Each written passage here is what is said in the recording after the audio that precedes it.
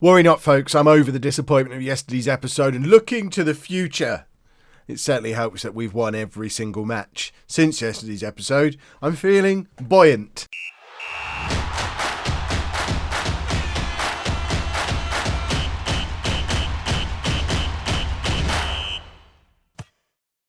Hello and welcome to Club 5, part 23 of Non-League to Legend. I'm Kevin. Coming up on today's episode, we're at home against Shalke in the Bundesliga, and then we have the second leg of our Europa League first knockout round game against Marseille. Since you were last with me, as mentioned, things have been going really rather well. We said in the last episode how we'd had a good December, and we also had a very good January, and we are on the longest consecutive winning run in the history of this football club, according to the inbox message that we got through, which is a pleasant situation to be in, including beating Marseille at their place in the first leg. So hopefully we should be seeing a next, I don't know what the next round is called, but we should be through to the next round of the Europa League, hopefully, as long as we can keep our form going. The form also, obviously, has been taking place in the league as well. Any other season that we've been in Germany, I think with the form that we've been in, we would be top of the league. But of course, we've decided to do this in the season that Bayern and Borussia Dortmund decided to start being Bayern and Borussia Dortmund again. And we're actually 11 points away from the top of the table, despite winning like 10 consecutive league games. I mean, if we have a look, actually, I want to see, how do I go back to previous seasons? Stages, just to see how many points. I mean, there you go. Last season's champions, 69 points after 34 games. This year, Bayern have already got 59 points off of 24. I think they're going to go well past the 69 points from last year. And I think we're probably going to get enough points this season to have won the league last season. And if we go back to the season before as well, I think that was a similarly low-ish point total. It's frustrating, but it's promising that we've been playing so well. We are definitely, I would say at this point, deserving of being considered the third best team in Germany. We're certainly a consistent top four team, and most importantly, above Leipzig. We don't want to finish below Leipzig. That would be a disaster.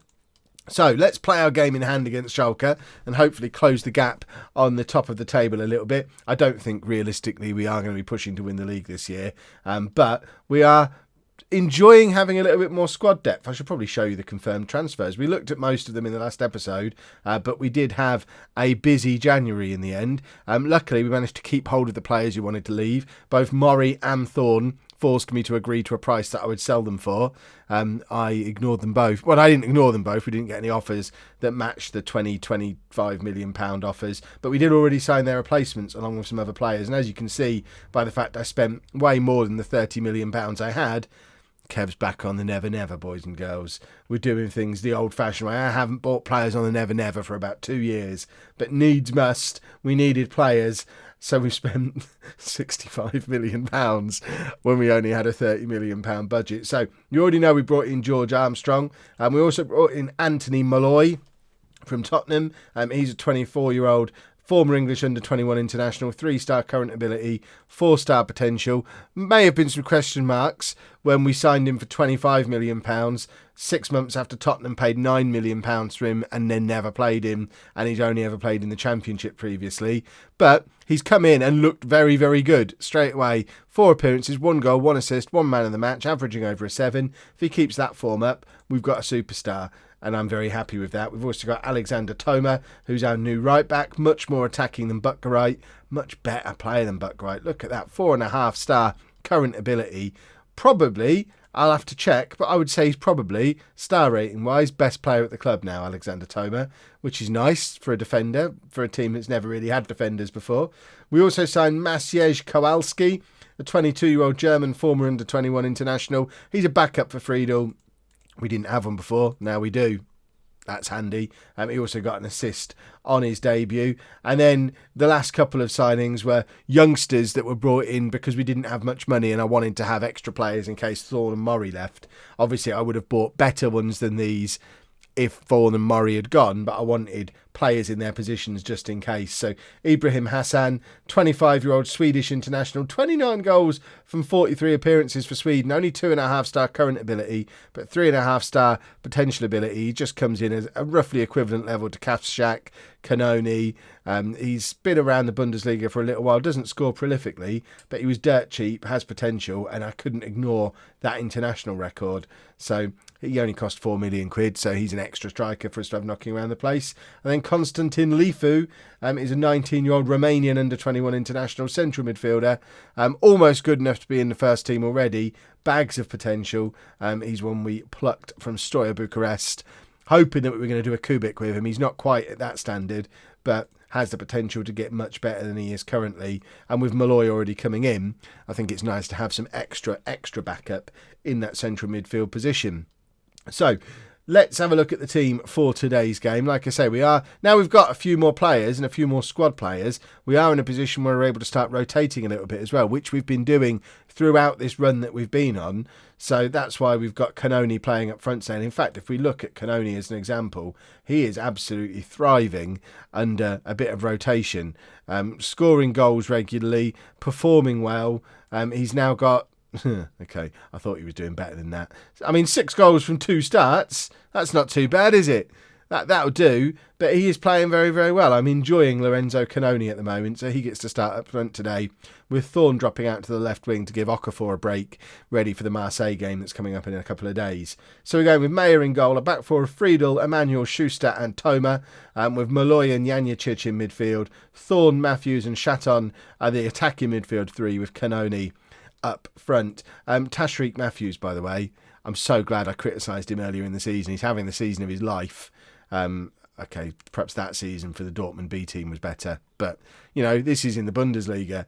He's suddenly turned into the best attacking midfielder at the club, and I like him very much. I hope he doesn't start being rubbish again. But this is a rare outing without Okafor, but the form we've been in, I would like to think we've got enough about us to beat Shalke without Okafor. If it looks like it's not going well, he is there on the bench if we need him. But let's passionately say, keep the run going. We've been in incredible form. Let's keep that run going. Hopefully get ourselves a little bit closer to Dortmund. It would be nice to push for a second place finish. We do still have to play both Bayern and Dortmund before the end of the season. I'm not expecting to be able to catch either of them unless Bayern go in an absolute nosedive, the way Dortmund did both for the last couple of years. I'm not as worried about Dortmund because I know their seasons tail off at the end. Bayern usually do the opposite, so we'll see how that works out.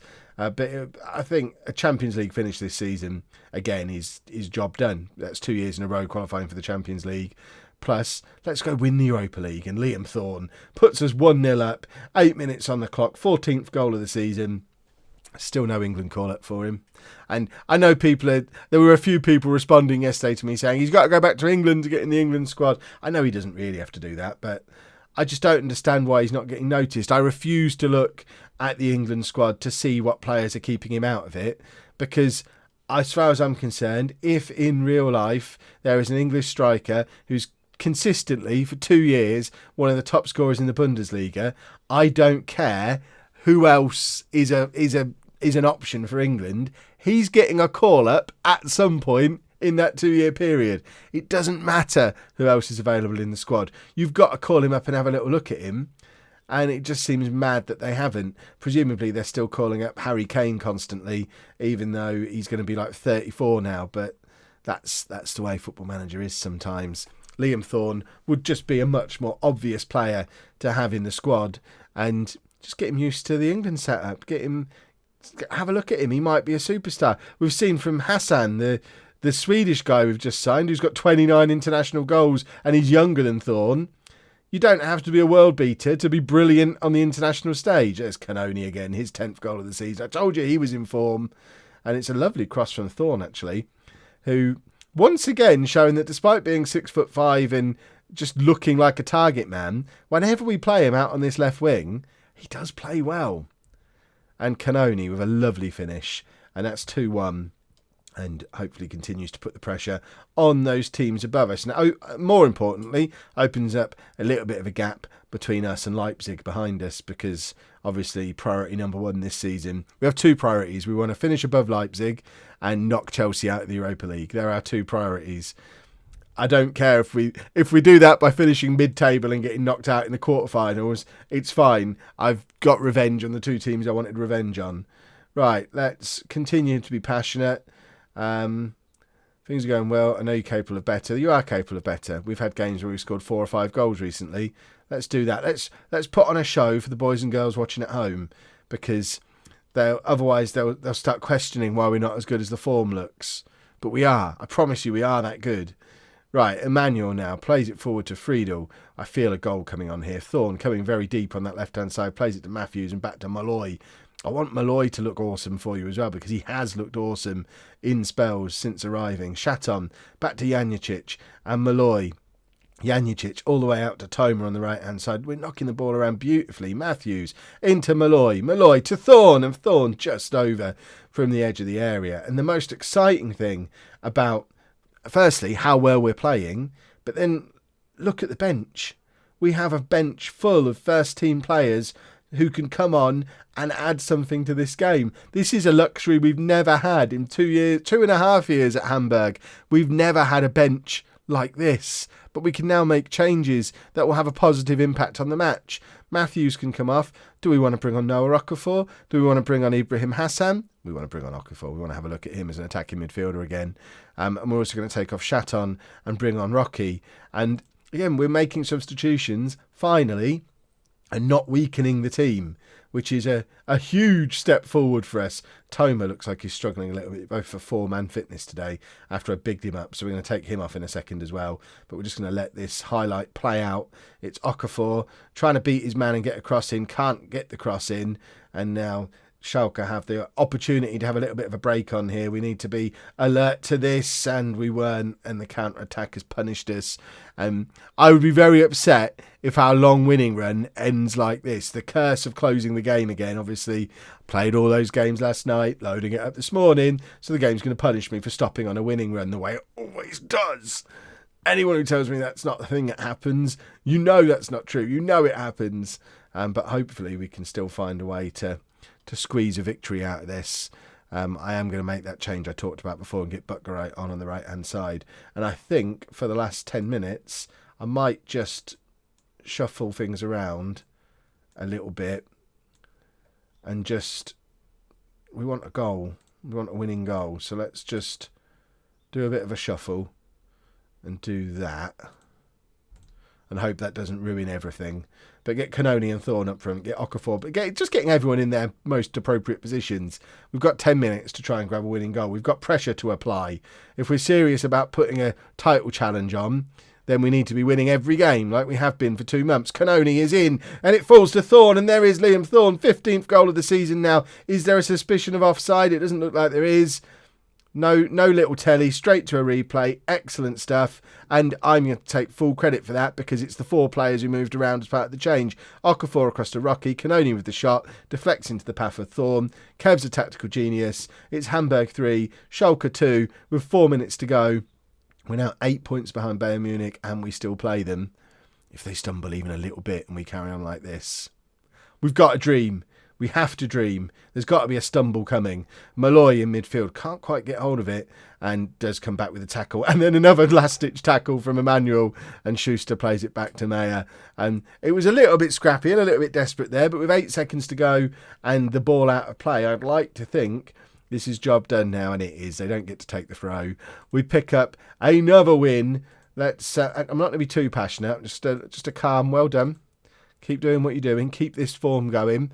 We've got to play last season's champions, Borussia Mönchengladbach, next. But does it confirm how many consecutive wins that is now? No. But Liam Thorne, I mean, look at that. How is he not in the England squad? Nobody knows. In fact, let's look. Let's look at the England squad. Let's quieten the doubters. So he's English. National teams. Senior squad. We want to look at the strikers. And we want to see why Liam Thorne's not in there. So, 5 strikers.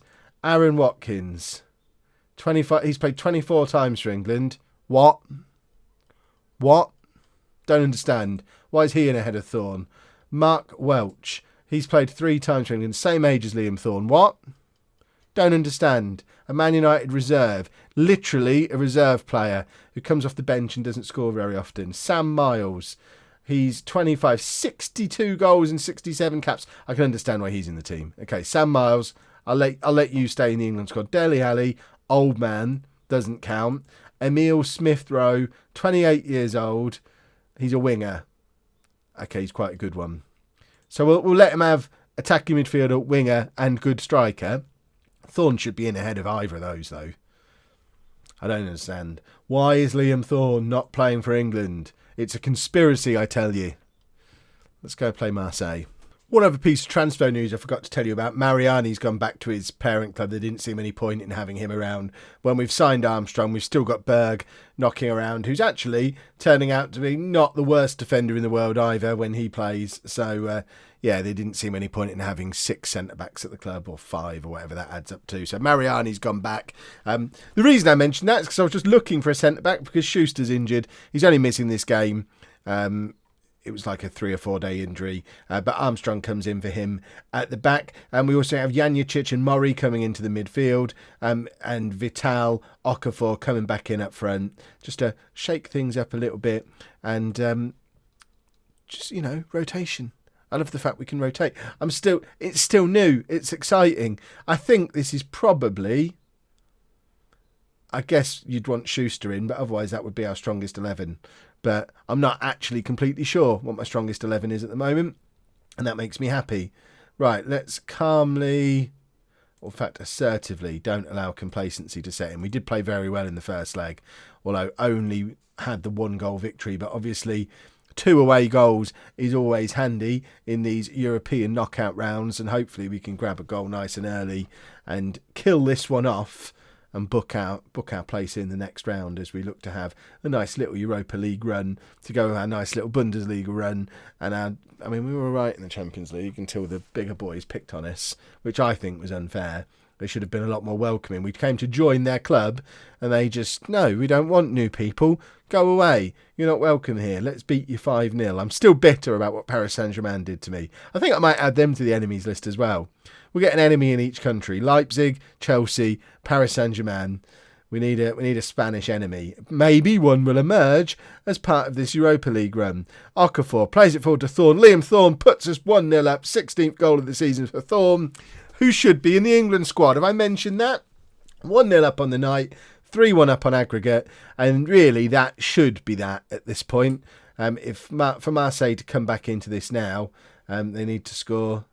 Okay, they only need to score twice to level the game, so it's not outside the realms of possibility. Let's have another one, and then we really put the pressure on them. There's no coming back. If we can score another one before half-time, there's no coming back for Marseille. There's Thorne, and it's just over from Liam Thorne. Oh, good. Someone started drilling across the road as well. I hope you can't hear that. If you can, much apologies. But I've already missed one video this week. I can't be missing any more just because of drilling noises. Don't look at the scoreboard and think the job is done. I like that. Let's carry on being assertive. Forget the scoreboard. Just keep playing good football. 55,000 people in here today as well. I love the fact that we're packing out a massive ground. That's one of the most appealing reasons for staying at Hamburg, which obviously is a decision I made for myself. Circumstances didn't force that upon me. But being able to pack out a massive ground like this, it's not going to take too many seasons of being in the Champions League before we're able to compete financially with the really big clubs, because we've got the fan base. And that is one of the biggest challenges usually when you're trying to build up a smaller club. It would have been a huge challenge with Fulham because the fan base and the stadium and the infrastructure is not there. Whereas here at Hamburg, if we can sign 2 or 3 good players this summer, we could potentially not have to leave Hamburg. It's kind of, we're at one of those touch and go stages where if a good job comes up this summer, I'm still going to go. If we have another year at Hamburg, we might reach the point of no return. Similar to how, I'd compare it sort of to how we were with Tottenham a few years ago, where I wouldn't class Tottenham as a real top tier club. Apologies to Tottenham fans. Was it last year we did Tottenham? It might have been last year, in fact. I wouldn't class Tottenham as a real top tier club, but apologies to Tottenham fans. But we never got the offer from the real top tier clubs. And by the time offers for real big clubs started to come in, we'd built Tottenham up to the point where we didn't need to move. And there's a chance that could happen here at Hamburg, which would be awesome. Right, Malloy and Matthews coming on.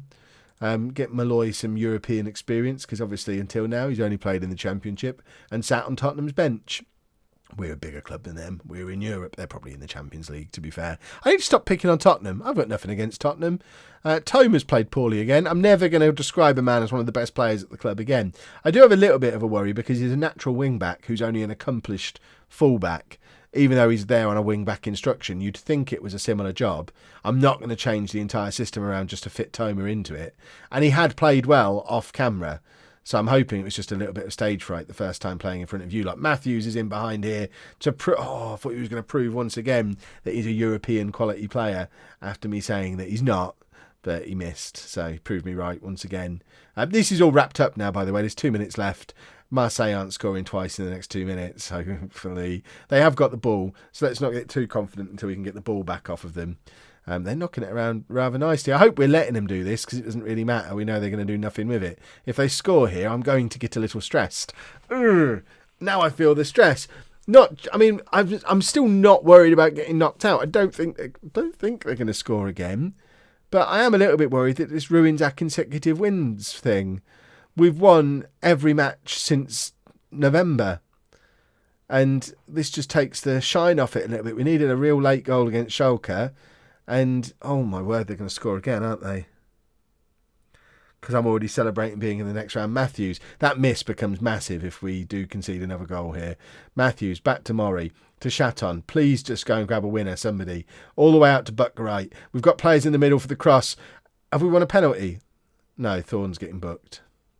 I don't know what he did. Did he try and handle it into the goal? Presumably. I don't actually know what Liam Thorne's been booked for there, but either way it's wasted some time, and hopefully that's going to be that. Liam Thorne should be in the England squad. See, he's clever as well.